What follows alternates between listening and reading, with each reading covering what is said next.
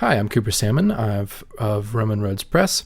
I do video and marketing. You might remember me from the Digresio podcast and previous read-alouds. I'm going to be reading Book 2, and I'm reading from the Robert Fitzgerald translation. Book 2, A Hero's Sun Awakes. When primal dawn spread on the eastern sky, her fingers of pink light, Odysseus' true son stood up, drew on his tunic and his mantle, slung on a sword belt and a new-edged sword, tied his smooth feet into good rawhide sandals, and left his room, a god's brilliance upon him. He found the criers with clarion voices and told them to muster the unshorn Achaeans in full assembly. The call sang out, and the men came streaming in, and when they filled the assembly ground he entered, spear in hand, with 2 quick hounds at heel.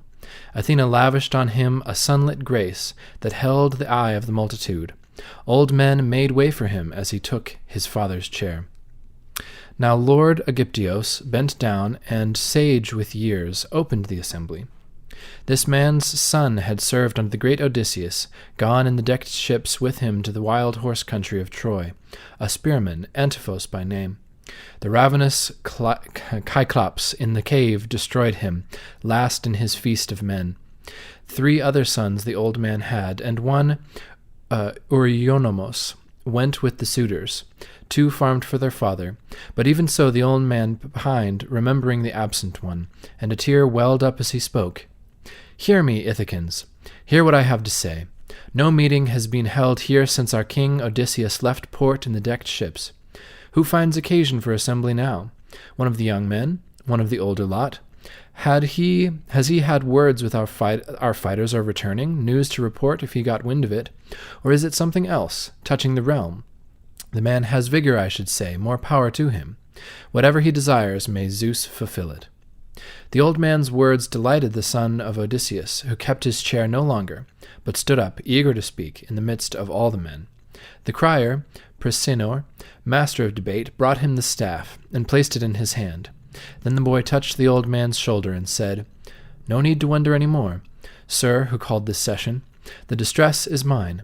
As to our troops returning, I have no news to report if I got wind of it. Nor have I public business to propose, only my need and the trouble of my house, the troubles. My distinguished father is lost, who ruled among you once, mild as a father, and there is now this greater evil still. My home and all I have are being ruined. Mother wanted no suitors, but like a pack they came, sons of the best men here among them, lads with no stomach for an introduction to Icarios, her father across the sea. He would require a wedding gift, and give her to someone who found favor in her eyes. No, these men spend their days around our house, killing our beeves and sheep and fatted goats, caressing, soaking up our good wine, our good dark wine, not caring what they do. They squander everything. We have no strong Odysseus to defend us, and as to putting up a fight ourselves, we'd only show our incompetence in arms. Expel them, yes, if I only had the power, but the whole thing's out of hand, insufferable. My house is being plundered. Is this courtesy? Where is your indignation? Where is your shame? Think of the talk in the islands all around us, and fear the wrath of the gods, or they may turn and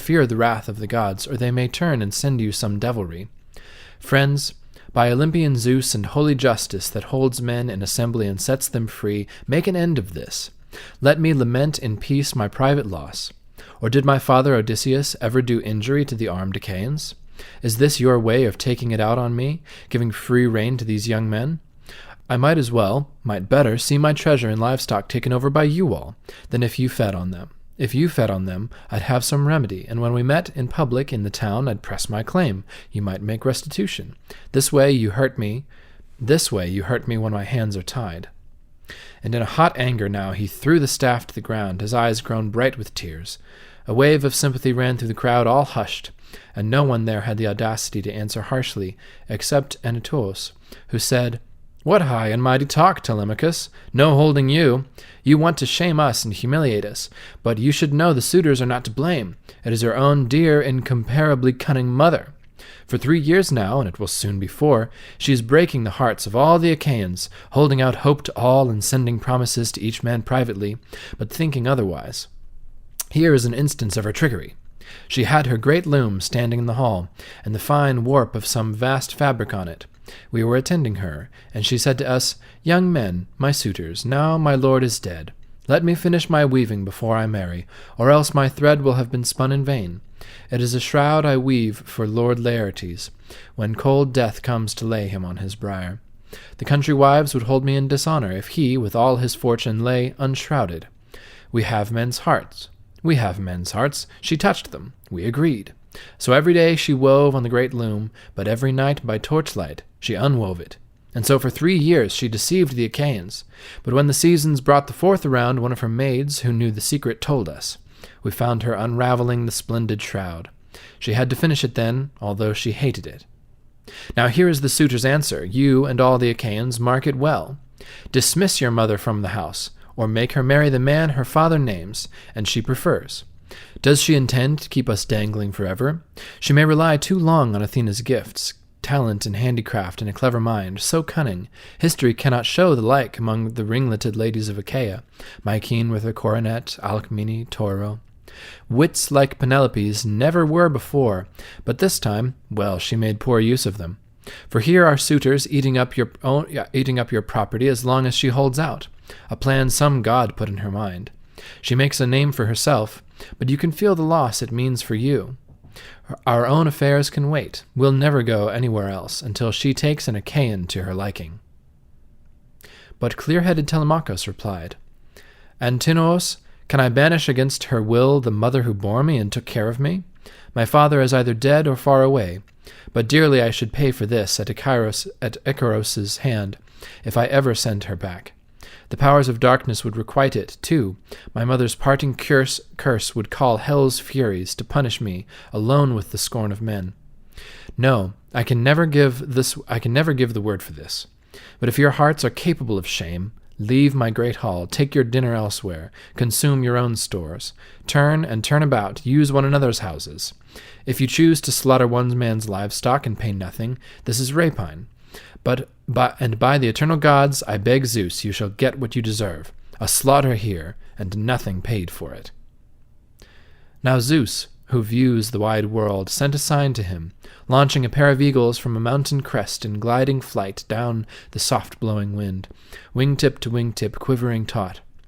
Companions, till high above the assembly of many voices they wheeled, their dense wings beating, and in havoc dropping on the heads of the crowd, a deathly omen, wielding their talons, tearing cheeks and throats, then veering away on the right hand through the city.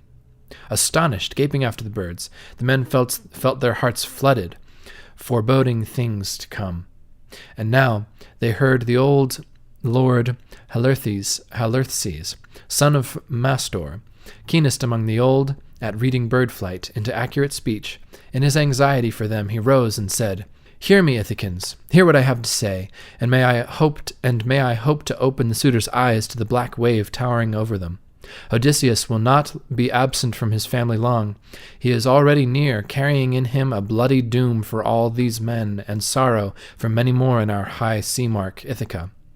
Let us think how to stop it. Let the suitors drop their suit. They had better without delay. I am old enough to know a sign when I see one, and I say all has come to pass for Odysseus, as I foretold when the Argives massed on Troy, and he, the great tactician, joined the rest. My forecast was that after 19 years, many blows weathered, all his shipmates lost, himself unrecognized by anyone, he would come home. I see all this fulfilled. But Polybus' son, Eurymachus, retorted, Old man, go tell the omens for your children at home, and try to keep them out of trouble. I am more fit to interpret this than you are. Bird life aplenty is found in the sunny air, not all of it significant.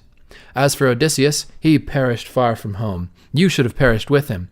Then we'd be spared all this nonsense in assembly, as good as telling Telemachus to rage on. Do you think you can gamble on a gift from him? Here is what I foretell, and it's quite certain. If you, with what you know of ancient lore, encourage bitterness in this young man, it means, for him, only the more frustration. He can do nothing whatever with 2 eagles. As for you, old man, we'll fix a penalty that you will groan to pay. Before the whole assembly, I advised Telemachus to send his mother to her father's house, let them arrange her wedding there, and fix a portion suitable for a valued daughter. Until he does this, courtship is our business. Vexing though it may be, we fear no one, certainly not Telemachus with his talk, and we care nothing for your divining uncle, useless talk. You win more hatred by it. We'll share his meat, no thanks or fee to him, as long as she delays and maddens us. It is a long, long time we have been waiting in rivalry for this beauty. We could have gone elsewhere and found ourselves very decent wives.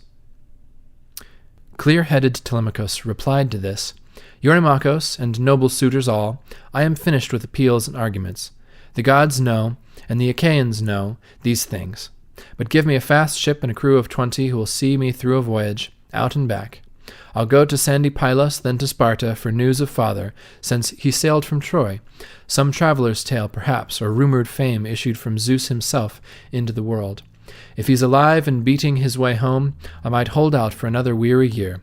But if they tell me he's dead and gone, then I can come back to my own dear country and raise a mound for him and burn his gear, and with all the funeral honours that befits him, and give my mother to another husband. The boy sat down in silence. Next to stand was Mentor, comrade in arms of the prince Odysseus, an old man now. Odysseus left him authority over his house and slaves to guard them well.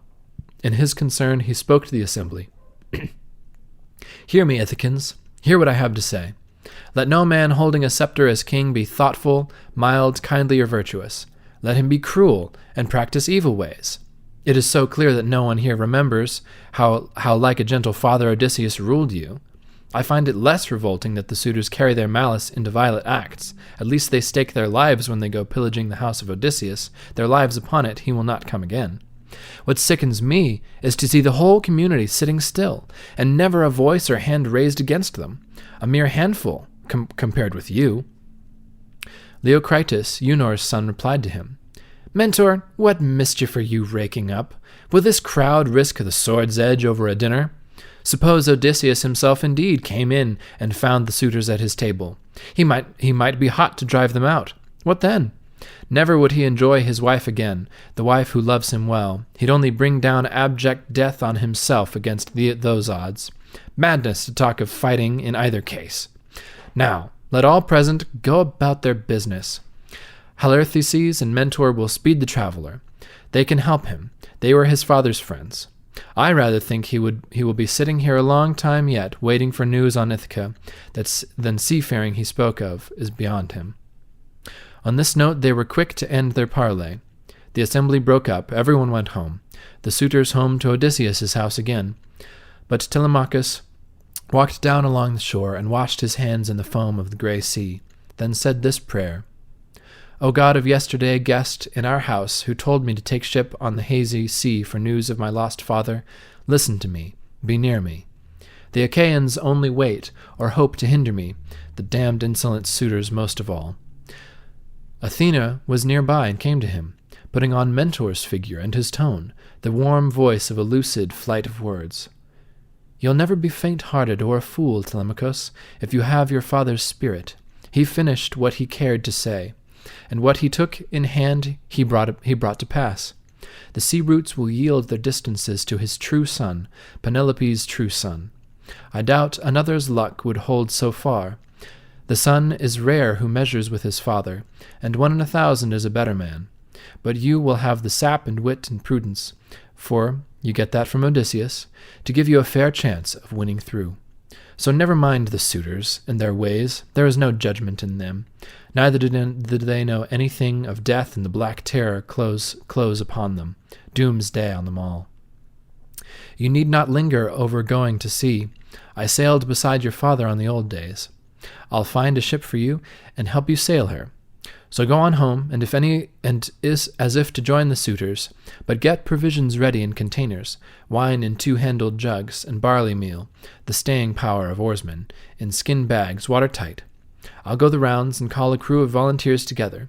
Hundreds of ships are beached on sea-girt Ithaca. Let me but choose the soundest, old or new. We'll rig her and take her out on the broad sea. This was the divine speech Telemachus heard, from Athena, Zeus's daughter. He stayed no longer, but took his heartache home, and found the robust suitors there at work, skinning goats and roasting pigs in the courtyard. Antinous came straight over, laughing at him, and took him by the hand with a bold greeting. High-handed Telemachus, control your temper. Come on and get over it. No more grim thoughts, but feast and drink with me the way you used to. The Achaeans will attend to all you ask for, ship, crew, and crossing to the holy land of Pylos for the news about your father. Telemachus replied with no confusion. Antinous, I cannot see myself again taking quiet dinner in this company. Isn't it enough that you could strip my house under my very nose when I was young? Now that I know, being grown, what others say, I understand it all, and my heart is full. I'll bring black doom upon you if I can, either in Pylos if I go, or in this country. And I will go all the way, if only as someone's passenger. I have no ship, no oarsman, and it suits you that I have none. Calmly, he drew his hand from Antinous' hand. At this, the suitors, while they dressed their meat, began to exchange loud, mocking talk about him. One young, top-lofty gallant set the tone. Well, think of that. Telemachus has a mind to murder us. He's going to lead avengers out of Pylos or Sparta, maybe. Oh, he's wild to do it. Or also try to fat the land of Ephria. He can get poison there and bring it home, doctor the wine jar, and dispatch us all. Another took the cue. Well, now, who knows? He might get lost at sea, just like Odysseus, knocking around in a ship far from his friends. And what a lot of trouble that would give us, making the right division of his things. We'll keep his house as a dowry for his mother, and the man who marries her. That was the drift of it. Telemachus went on to the storeroom of his father, a great vault where gold and bronze lay piled, along with chests of clothes and fragrant oil. And there were jars of earthenware in rows, holding an old wine, mellow, unmixed, and rare. Cool stood the jars against the wall, kept for whatever day Odysseus, worn by hardships, might come home. The double folding doors were tightly locked and guarded night and day by the serving woman, Euryclea, granddaughter of Prisenor, in all her duty vigilant and shrewd. Telemachus called her to the storeroom, saying, Nurse, get a few two-handled travelling jugs, filled up with wine, the second best, not that you keep for your unlucky lord and king, hoping he may have slipped away from death and may yet come again, royal Odysseus. 12 amphorae will do. Seal them up tight and pour out barley into leather bags, 20 bushels of barley meal ground fine. Now, keep this to yourself. Collect these things, and after dark, when mother has retired and gone upstairs to bed, I'll come for them. I sail to sandy Pylos, then to Sparta, to see what news there is of father's voyage. His loving nurse, Euryclea, gave a cry, and tears sprang to her eyes as she wailed softly, Dear child, whatever put this into your head? Why do you want to go so far in the world, and you, our only darling?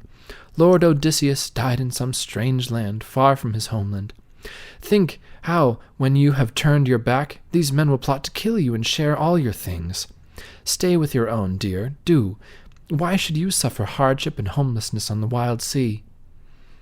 But seeing all clear, Telemachus replied, Take heart, nurse. There's a god behind this plan, and you must swear to keep it from my mother until the 11th day, or 12th, or till she misses me, or hears that I am gone. She must not tear her lovely skin lamenting. So the old woman vowed by all the gods, and vowed again to carry out his wishes. Then she filled up the amphorae with wine, and sifted barley meal into leather bags. Telemachus rejoined the suitors. Meanwhile, the goddess with grey eyes had other business. Disguised as Telemachus, she roamed the town, taking each likely man aside and telling him, Meet us at nightfall at the ship. Indeed, she asked Neoman, Phronios' wealthy son, to lend her a fast ship, and he complied.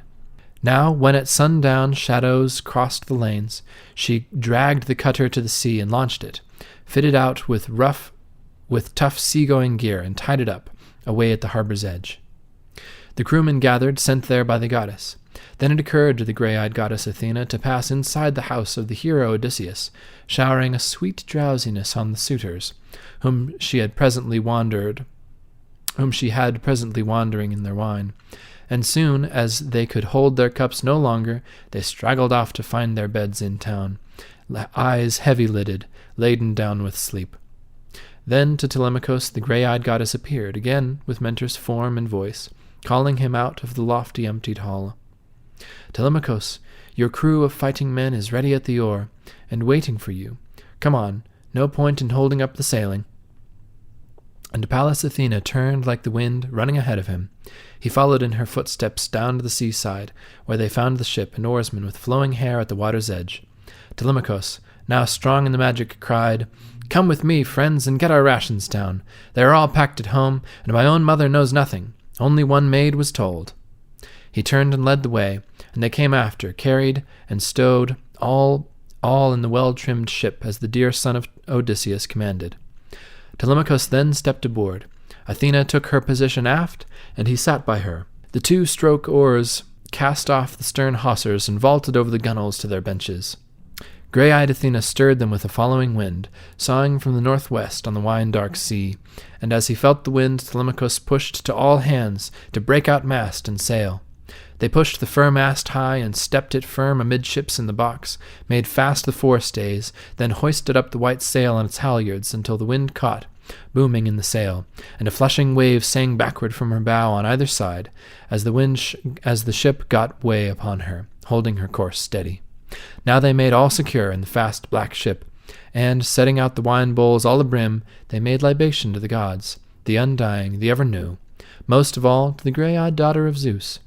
And the prow sheered through the night into the dawn.